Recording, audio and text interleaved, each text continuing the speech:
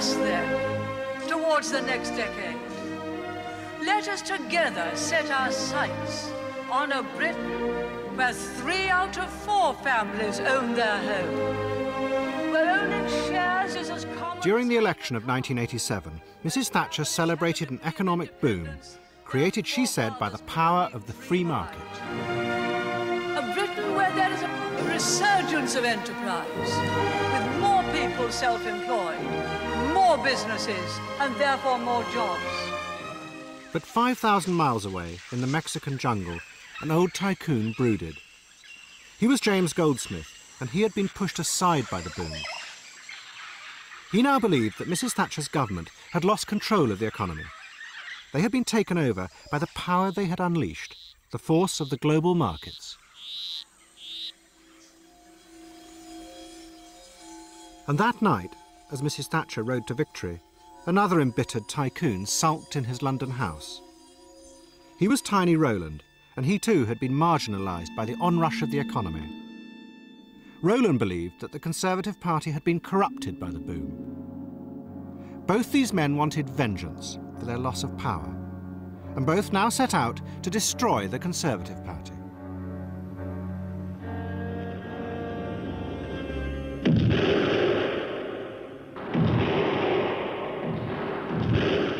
And they would be joined by a third vengeful tycoon who had been cast aside. He knew that the government had become corrupted by the growing power of money. All these men had helped to bring the markets to power. But now they wanted someone to reassert control over the monster they had created. But what they got was not quite what they expected.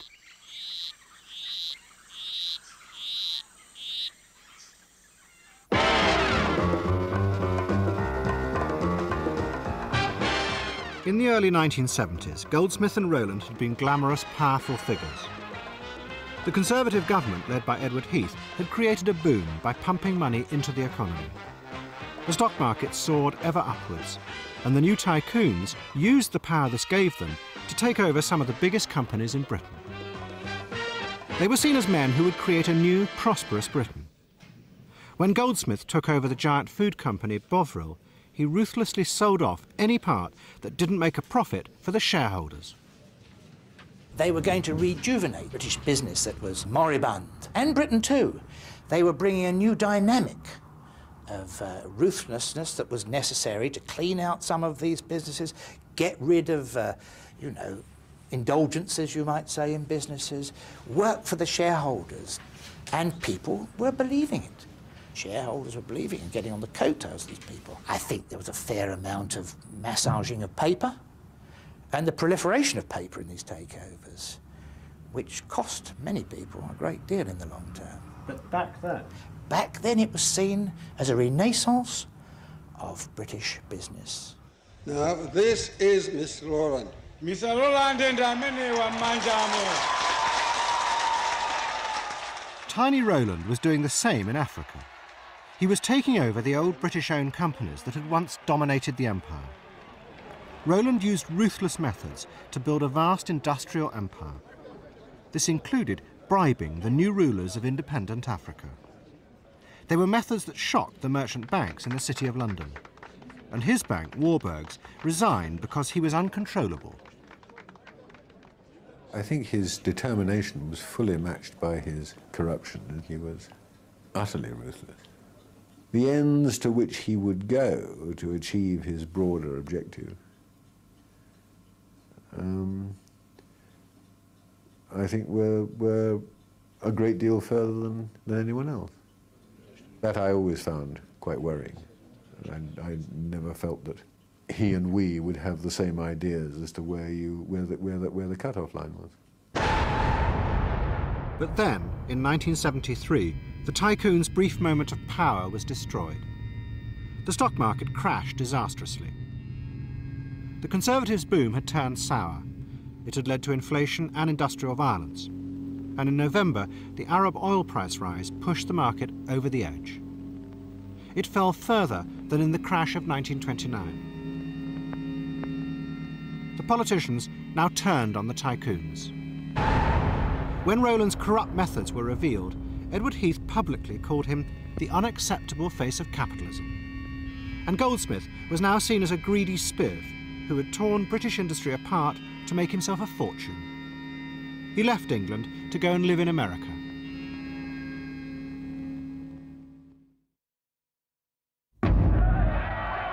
It was also the end of the idea that politicians could control the economy. Ever since the war, governments of both left and right had believed that they could manage the economy by varying spending and taxation. But now, the chaos produced by the Conservative boom overwhelmed the new Labour government. They finally admitted that they had lost control of the economy. We used to think that you could spend your way out of a recession and increase employment by cutting taxes and boosting government spending. I tell you in all candour that that option no longer exists, and that insofar as it ever did exist, it only worked on each occasion since the war by injecting a bigger dose of inflation into the economy on every occasion, followed by a higher level of unemployment as the next step. Tell you what I don't want to see. What's that? Labour in power again. Labour in power? Was that the Marx Brothers? No, another bunch of comedians. Coming shortly, the Conservatives. In 1979, Mrs. Thatcher was elected. She believed that all attempts by governments to manage the economy were doomed and led to disaster. The crash of 1973, she was convinced had been created by Heath's attempts to control the economy. Instead, she was going to give up power and let the free market operate with as little regulation as possible. I think a great deal of the idea of the power of the government was illusion. It was perhaps true in the 19th century. It was no longer true in a world becoming increasingly globalized. One has to give up trying to control. One of the first things we did, and it was a very significant one, was to get rid of exchange control. Remember, still in 1979, you had to get permission to change more than small amounts of money into other currencies, because we were trying to control the price of sterling. It always failed. And from there on, we realized that it was the way to go, to de-restrict, to deregulate, and to let the market operate. When the Conservatives removed exchange controls, they opened Britain up to the growing force of the international financial markets. Money could now move in and out of the country at will. It meant that the bankers in the City of London were now free to raise huge amounts of money from anywhere in the world. They could then use that capital to finance the buying and selling of hundreds of companies. And in the process, the bankers, not the politicians, would change Britain. When exchange control came off, suddenly the floodgates were open. And we realized that we were actually going to go through a period where change was going to happen. And we were in a position to make it happen. And we were the only people in a position to make it happen. And people like myself saw that you could do things which before had never been done because of those restrictions. And now they were gone. The world was the oyster to play with, to finance, to arrange finance, to take over. 15 years before, when the tycoons had been buying up companies, the banks had played a minor role. But now, the banks were in charge. Now, they targeted old companies and financed entrepreneurs who then bought them up. Factories were sold off and thousands of workers were sacked. Everything was done to increase profits and maximise the return to the shareholders. It helped to fuel a growing boom on the stock market. It was the ruthless reconstruction of British industry by the power of the market. I think they saw the opportunity to make large amounts of money. That's what they saw.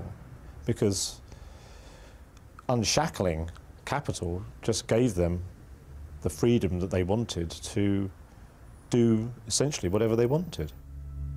They looked back to a golden age of capitalism when There weren't any uppity unions when there weren't Labour governments that wanted to prevent them from doing all the things which they'd traditionally done. Then you can create boom conditions.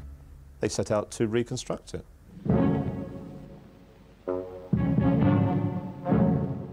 But then, into the midst of this boom, came a very unwelcome ghost from the past. Tiny Rowland. Ever since the crash of 1973, Rowland had been shunned by the establishment. But now he saw in this takeover boom an opportunity to restore his reputation and to make a great deal of money. And the way he was going to do it was to take over Britain's most famous department store, Harrods. Harrods represented respectability and a very excellent commercial enterprise. Everyone looked up to Harrods. People were coming from overseas to shop there, and the name of Harrods, and if promoted the owner of Harrods, was something which he felt would in fact achieve one of his aims, acceptability. But Rowland was not acceptable to the merchant banks. They were running the takeovers, and he was the sort of entrepreneur they knew they couldn't control. He also represented a seedy and corrupt past, the unacceptable face of capitalism, which they wanted nothing to do with. They were different. They were the new enterprise culture. He was the sort of person who was seen to be, thought to be involved in corrupt ways, and ever since the Edward Heath statement in Parliament about the unacceptable face of capitalism and that sort of thing, he was seen to be, in the words of 1066 and all that, a bad thing. Unreliable character and questionable motivation. An inappropriate owner of such a crown jewel. Couldn't trust the fella. The banks did everything they could to stop Rowland. They persuaded the government to refer his bid to the Monopolies Commission. One of the few other companies that Rowland owned in Britain was a firm that made nylon bedsheets called Brentford Nylons. The Commission argued that if Rowland bought Harrods, he would then have a monopoly on the sale of nylon bedsheets in Britain. So they blocked the bid. It was an absurd ruling, but the government accepted it. Well, I thought it was totally absurd, and the city press thought it was totally absurd. And Tiny thought it was that the true motivation was they didn't like him. And nothing would persuade him after that the true reason was not the reason given, but simply a matter of personal animus. They didn't want Tiny to have House of Fraser. Rowland knew that he had been stopped because of his corrupt past. He was furious because to him it was the height of hypocrisy. Rowland knew that underneath the new shiny enterprise culture there was a growing mass of corruption. Corruption on a far grander scale than anything he had indulged in. I became a fraud squad officer sort of about 1980, 1981.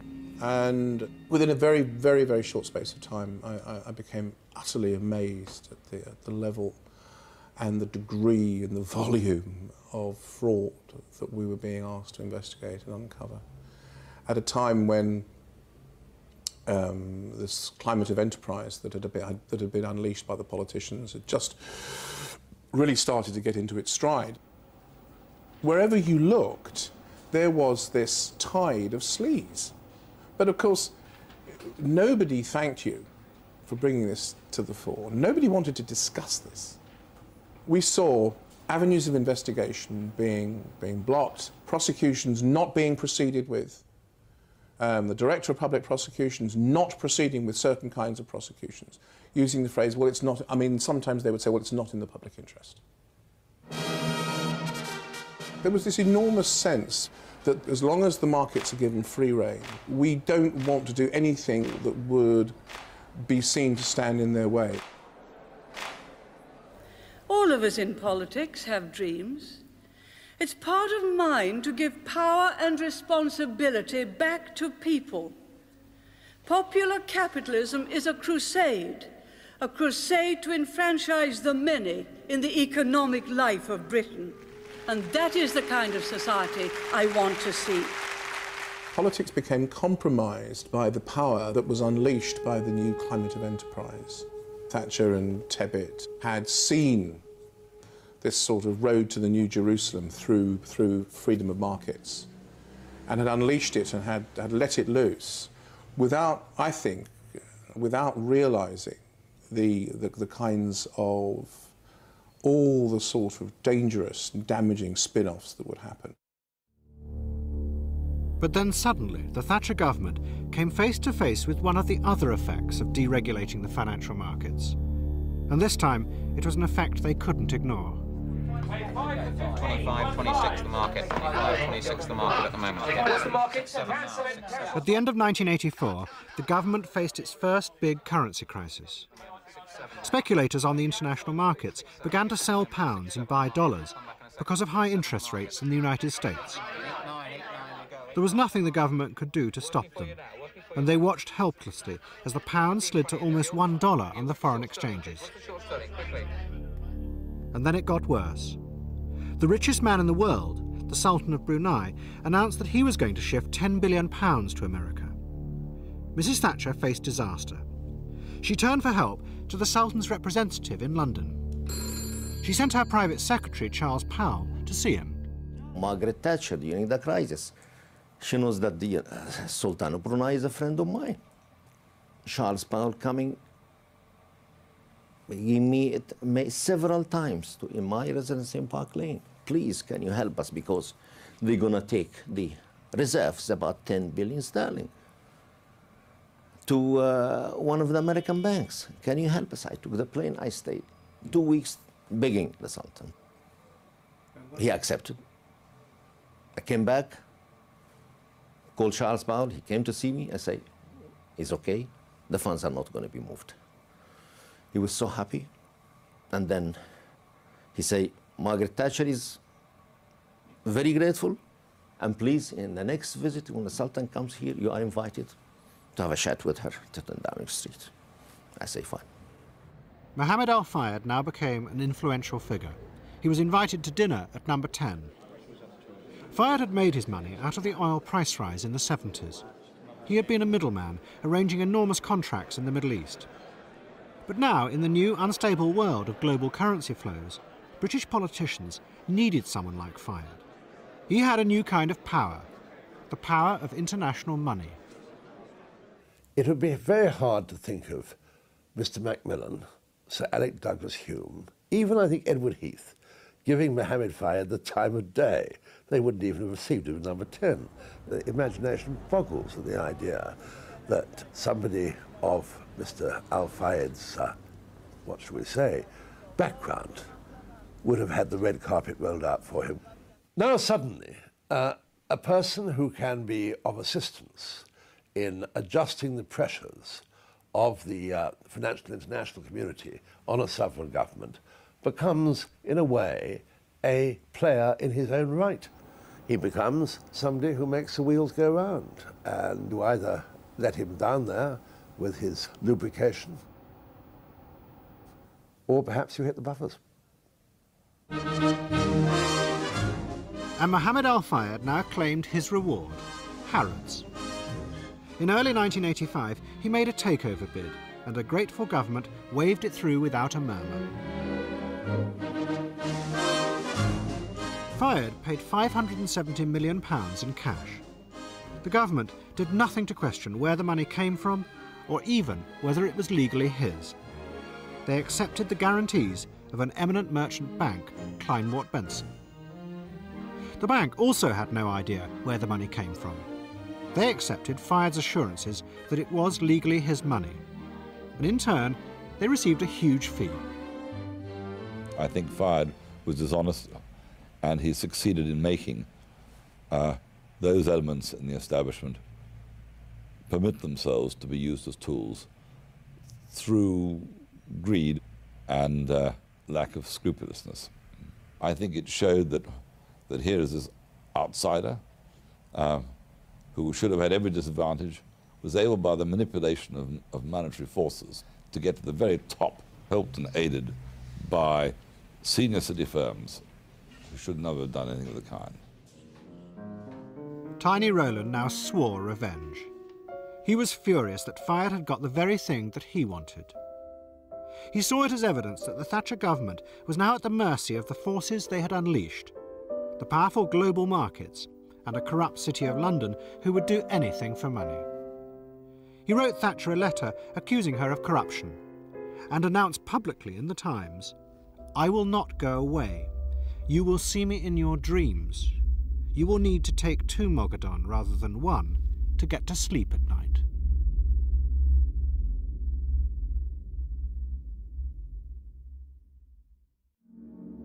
In June 1987, Mrs. Thatcher was triumphantly re-elected for a 3rd term. But almost immediately, Britain was hit by an economic crisis that was to turn yet another ageing tycoon against her.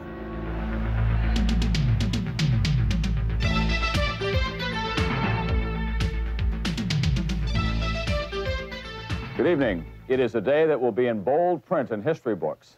Black Monday, October 19th, 1987, when the stock market went into a free fall. The crisis began in New York. A wave of panic swept through the stock market that shares, which had risen continuously for the past 4 years, were overvalued. A contagion of fear infected the world's markets. The next morning, when the London Stock Exchange opened, it immediately fell by 20%. The sense on the floor, on our trading floor, yeah, it was doom and gloom. It's the end of the world. That was the big phrase. The end of the world, mate. This is it. Blood on the street. It was total sense of helplessness. There's nothing anyone could do. You can't control billions and billions of dollars worth of money. If the markets think the market is going to go down, it will go down. Governments are absolutely powerless. About it, panic in the city. Governments watched helplessly as the crisis rolled around the world. One after another, stock markets crashed. To many, it seemed as if governments, like Mrs. Thatcher's, had, through deregulation, created a force that was now overwhelming them.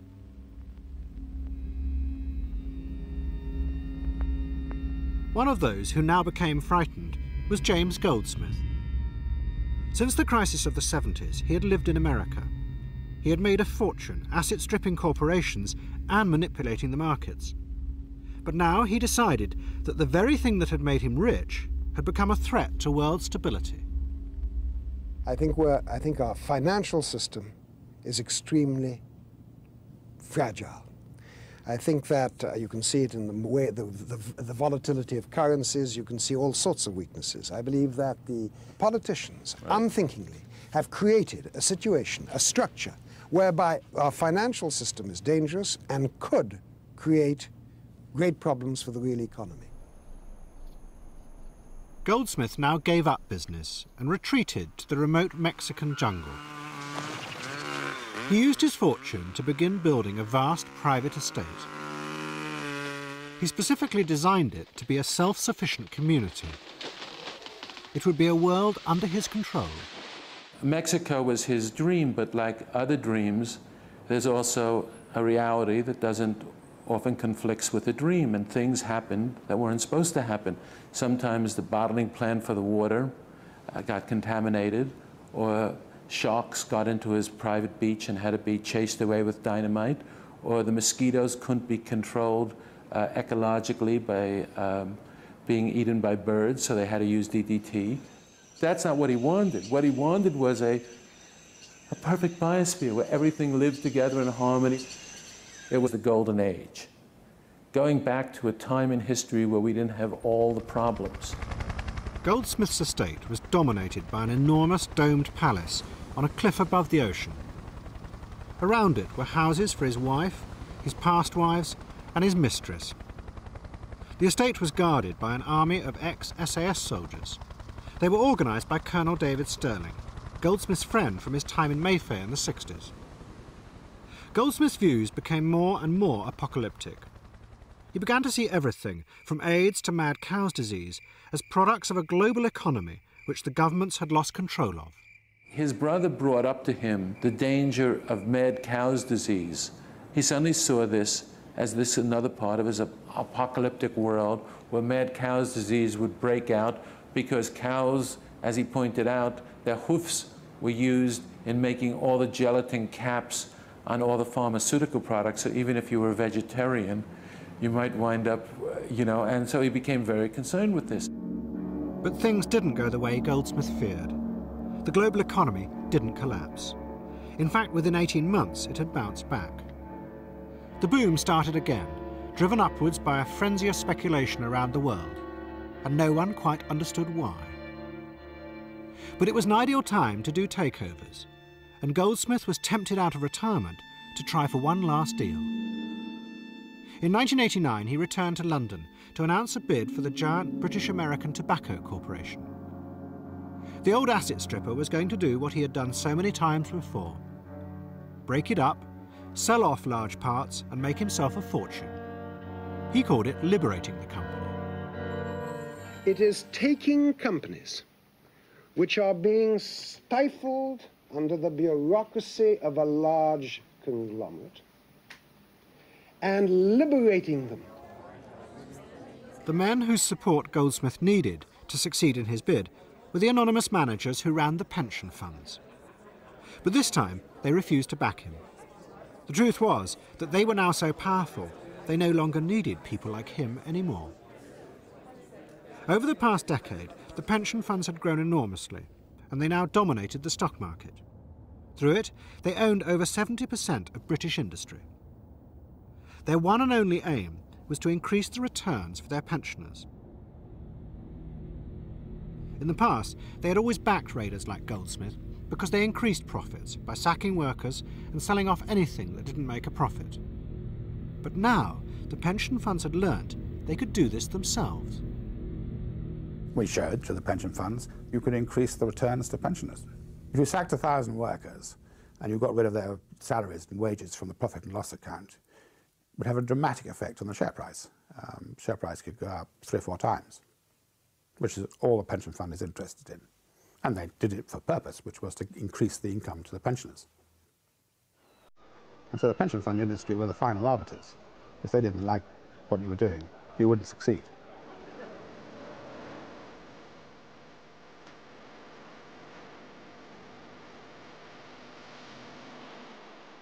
The pension funds discovered they could asset strip companies themselves without the need for takeovers, because they already owned the majority of shares.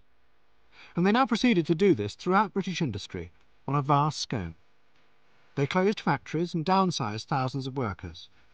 The resulting devastation was irrelevant to them, because the only thing that mattered for the pension funds was the increased return for the pensioners. They went on because the only thing at the end of the day that mattered to a pension fund manager was the share price performance. I'm afraid the morality of what lay behind it was a consideration that certainly wasn't uppermost in his mind. Do you blame the pension fund manager for that? Not directly. I think it's an inevitable consequence of a free market,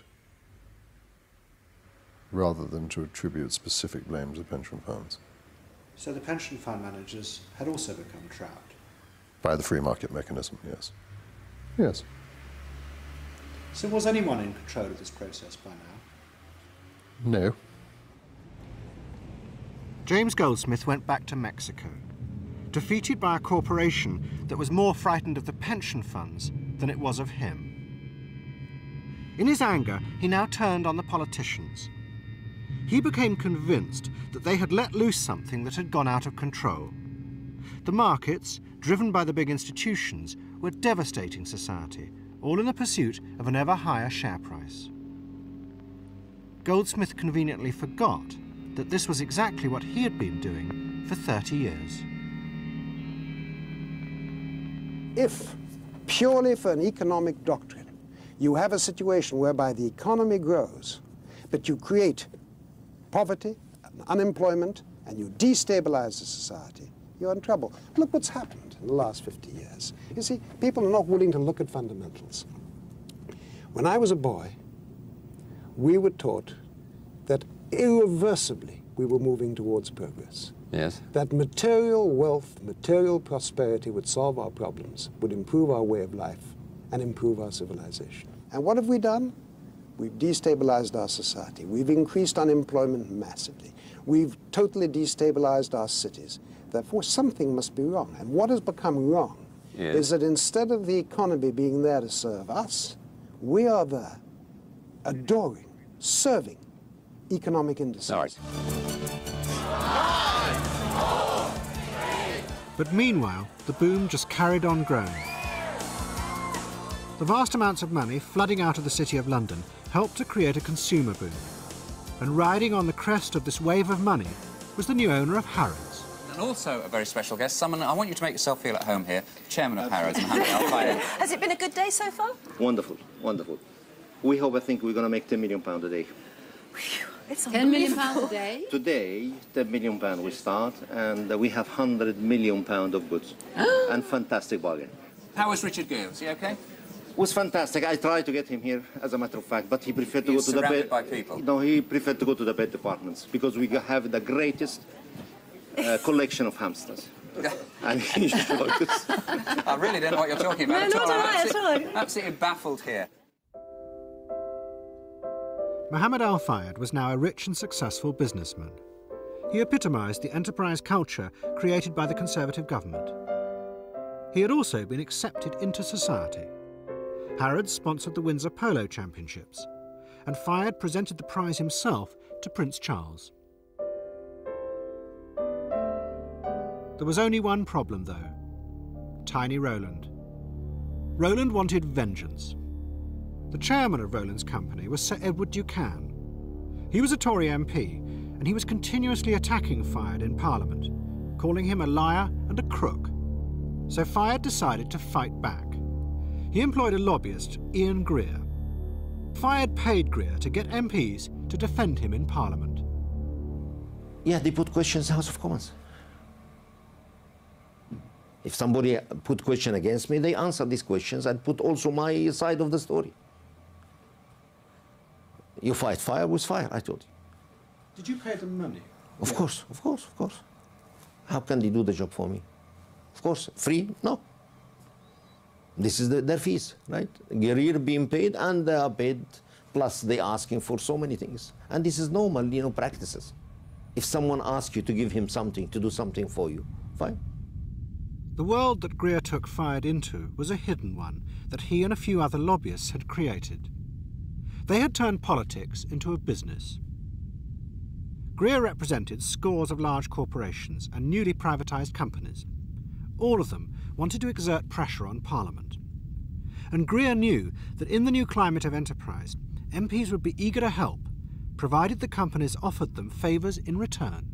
I played a major part in making sure that commercial interests were better understood by government ministers and members of Parliament. For that, I make no apology at all. But in the process, you placed temptation in the path of MPs.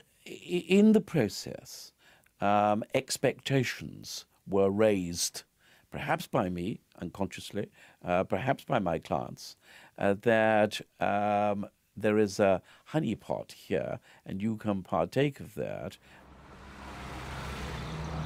And I think that this culture certainly demonstrated itself in the behaviour of some members of Parliament who did take advantage of their position and did become greedy. I think Neil Hamilton is a prime example. There are many others. Fayed did what Greer's other clients did. He gave MPs like Neil Hamilton favours in return for questions. He also went further. He says that he gave MPs cash, although Neil Hamilton denies this. In the process, Fayed, along with Greer's other clients, was transforming the very nature of politics. The politicians had created a vast boom through deregulation, and the lobby industry had become a mechanism for feeding the fruits of that boom back into politics. Politicians wanted to cash in on the very thing they had created. They want to go in political life, to cash in, to be member, advisors to companies, member of the board of companies. They bullshit people to cash in. And you see all the previous member of parliament or ministers, they are directors in major oil companies, directors in banks, they cash in.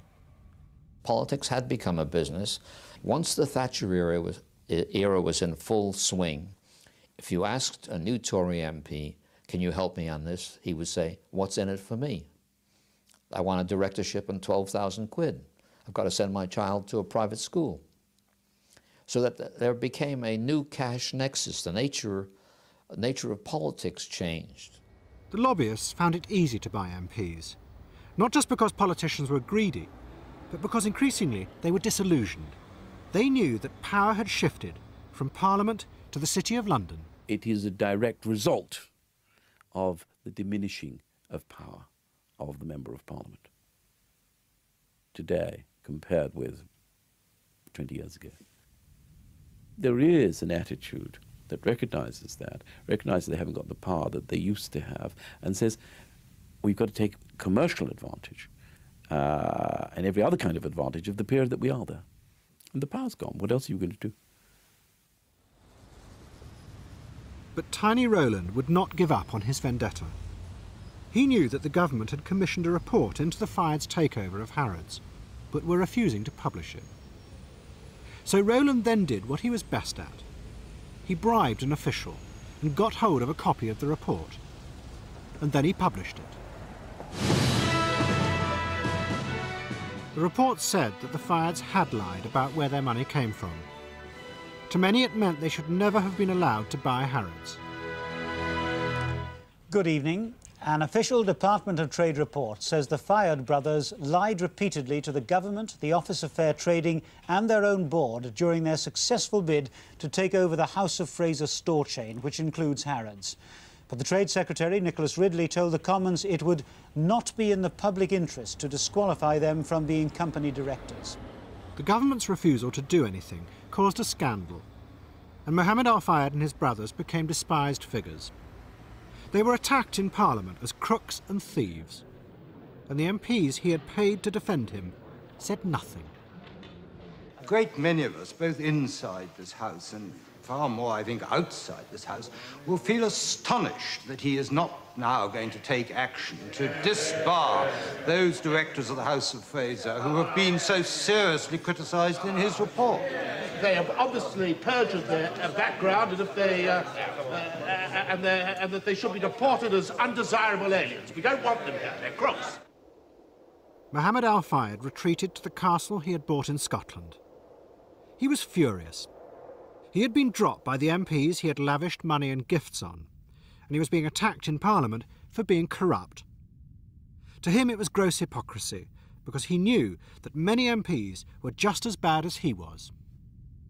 I just really felt betrayed, completely ungrateful bastards. You can just imagine that people can behave like that. I'm a major investor, I'm a major employer. I have 30,000 people working for me. 30,000 people, right?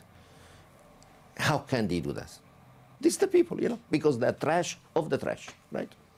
This is the problem. And these are the people who are example, the people elect and put in power. It's just devastating.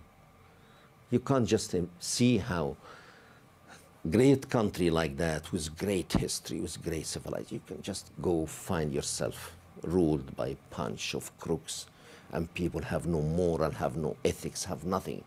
Fayed was angry because he was rejected by a society which he knew was doing much worse things than anything he'd ever been accused of, and criticised for doing things which he felt were happening throughout the Conservative Party. People were taking money for arms deals, that government ministers were engaged in corrupt practices, and that MPs were taking money to perform favours in Parliament. There was an increasingly corrupt relationship between Parliament and business, which allowed business to bend Parliament to its will.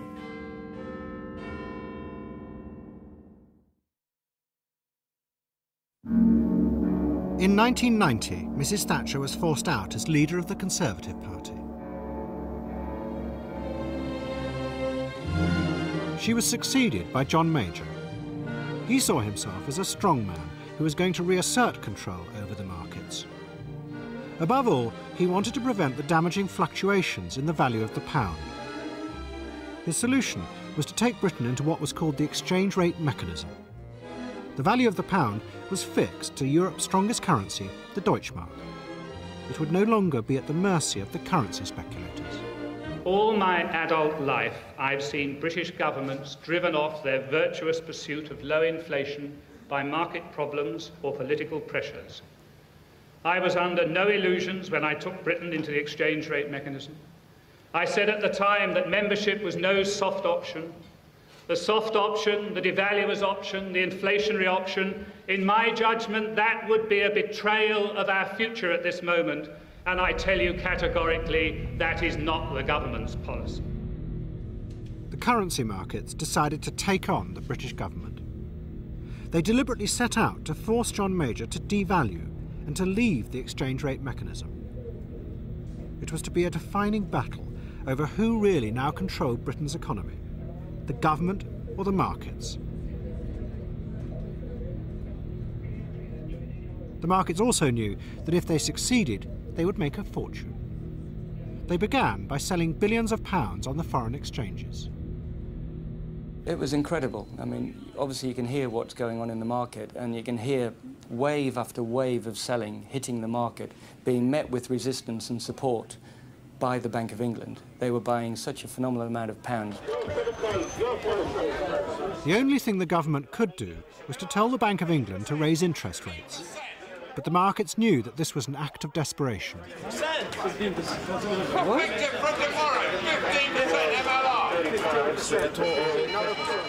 We had a fairly strong sense that we were on to the kill. It indicated to us that we are in at the end game, that there was no, this was an act of desperation. So instead of restraining us, it was really an invitation to double up, to try to sell as much more as possible. So that afternoon, it became a veritable avalanche. A single government, like the British government, has practically no power in resisting these global powers. Suddenly the Bank of England wasn't supporting pounds. Instead of a load of noise coming out of the voice brokers and everything and around the dealing room, everyone just sat in stunned silence for about 2 seconds or 3 seconds, and all of a sudden it erupted and sterling just free fell. That sense of awe that the markets could take on a central bank and actually win, I couldn't believe it. So how many pounds have you sold? About $500 million.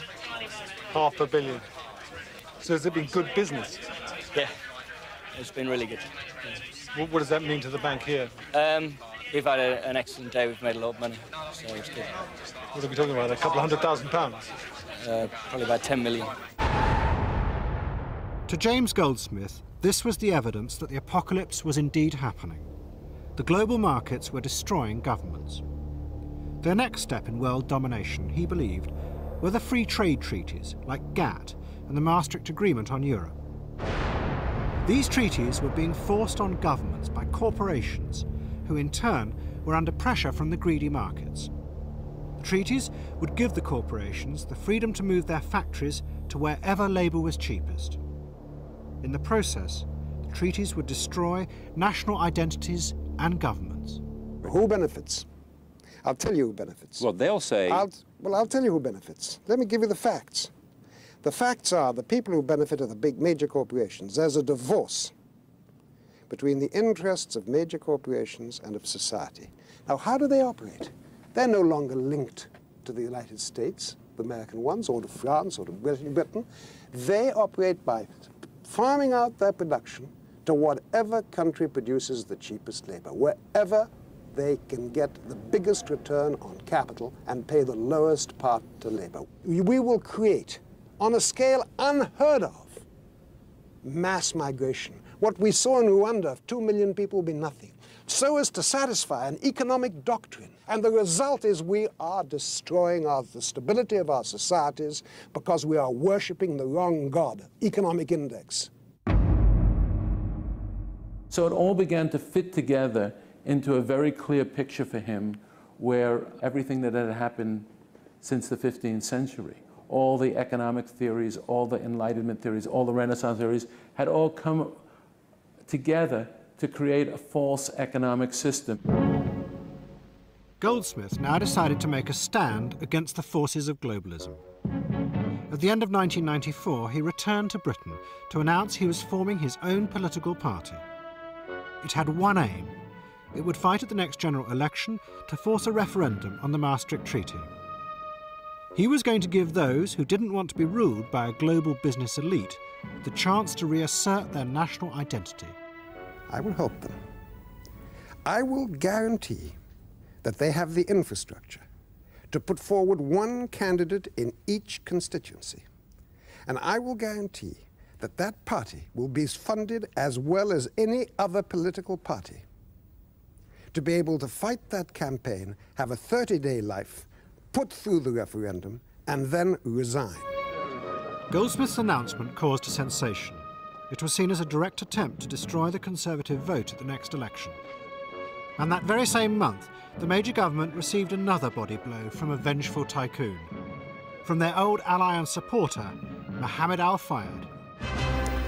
A government minister resigns over the cash for questions allegations. Tim Smith admitted he accepted money from the owner of Harrods to ask questions in the Commons.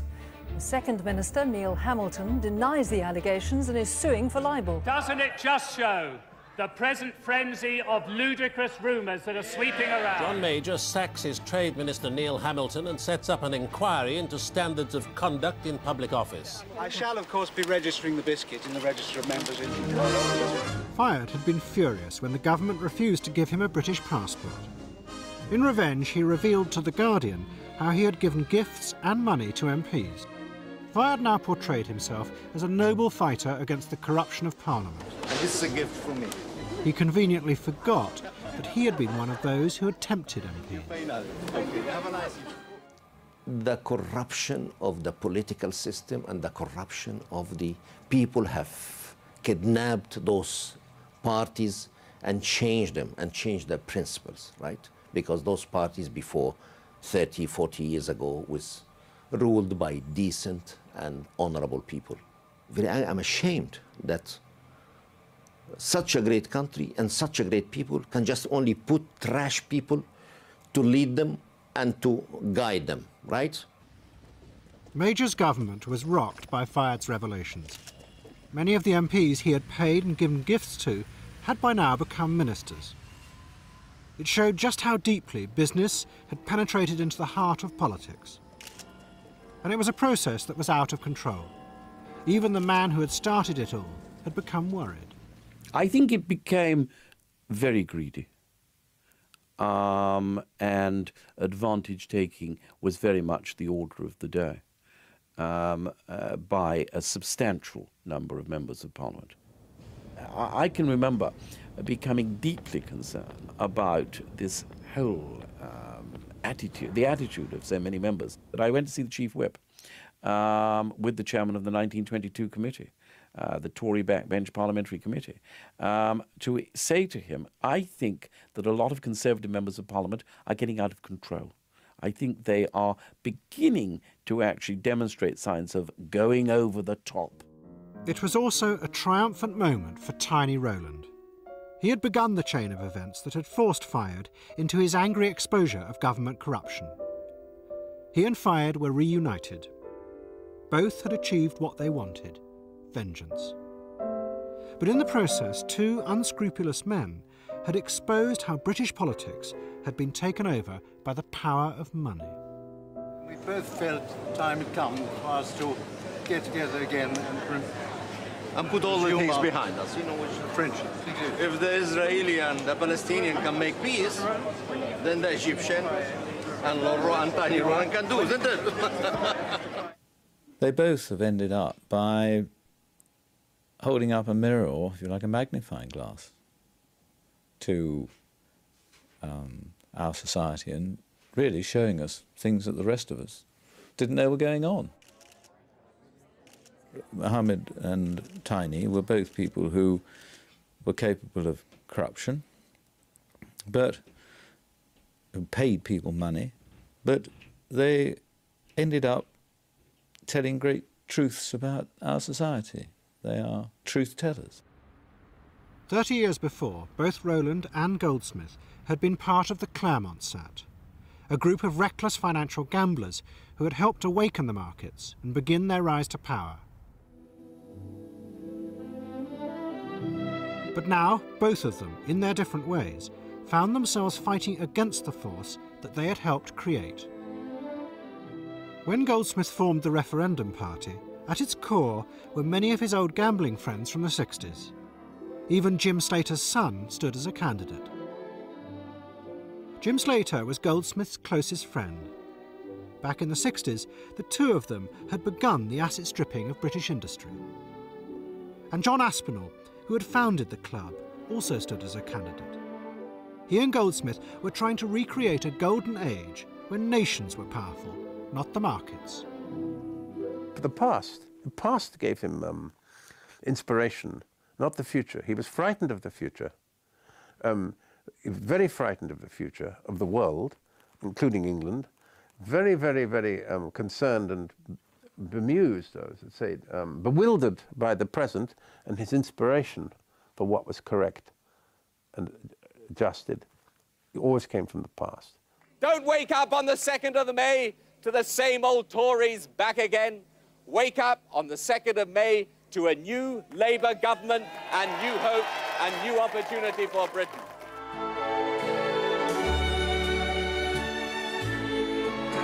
There it is, 10 o'clock, and we say Tony Blair is to be Prime Minister and a landslide is likely.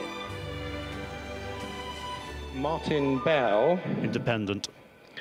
29,300.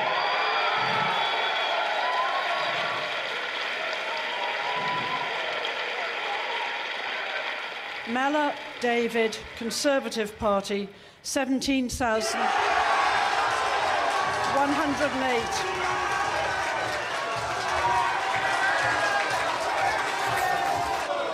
I would like to say that 1,500 votes is a derisory total.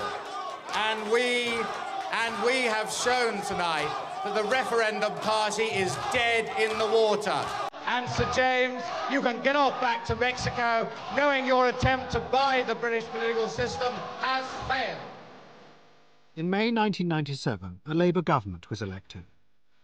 But far from reasserting power over the financial markets, they did exactly the opposite. To reassure the city, Gordon Brown's first act as Chancellor was to give away the government's last instrument of economic power. He gave control over interest rates to the Bank of England. It was an admission by the Blair government that they couldn't control global economic forces, and there was no point in them trying. What is called globalization is changing the whole nature of the nation-state as power becomes more diffuse and borders more porous. Technological change is reducing the power and capacity of government to control its domestic economy free from external influence. It would be totally dishonest of me or anyone to pretend that we can change conditions in a world market which alter the circumstances in which companies operate and trade. We can't do that. The Labour government gave away its power and the markets rewarded them. Money did not flee from London as it had when previous Labour governments had been elected, and the boom continued. It has been the longest stock market boom this century. Many believe that because of deregulation, there is nothing to stop it continuing indefinitely. But there are others who are beginning to warn that all market booms come to an end, and that the global markets are becoming increasingly unstable. The question for politicians is, having given away so much power to control the markets, what happens when the bubble bursts? I think the politicians have been put to sleep by the markets. I think if the politicians, particularly Labour politicians, delve deep enough into their psyches, they would admit that they are quite terrified by the power of the markets, by the extent to which these people are sitting on the top of a house of cards. Labour politicians know there is something a bit dodgy about this system, but the boom, the extent of the boom, the wealth it's created for parts of Britain, for the southeast of England and for London, and for a group of very vociferous, very powerful people, has actually lulled politicians into a false sense of security. What happens when the boom ends?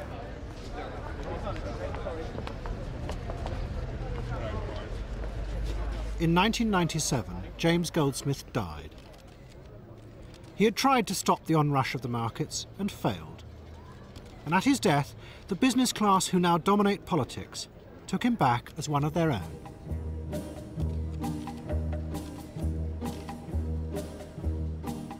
And with them came the politicians who, in their different ways, had helped the market to take power.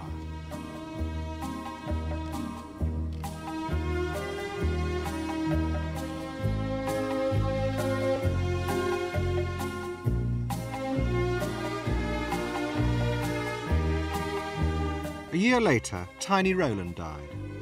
His funeral was secret, and no one knows where he is buried. The only remaining member of the tycoons from the Clermont set is Jim Slater. He still runs a business analysing the markets, and is fascinated, as he always was, by games of chance, even Monopoly.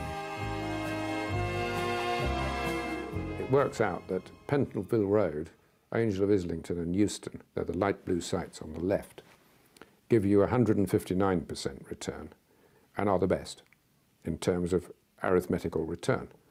But the dark green sites, which people would think were better, Oxford Street, Bond Street and Regent Street, only give 101% return, so they're very bad. The next best site are the orange ones, which is Bow Street, Vine Street and Marlborough Street, and they give 141% return.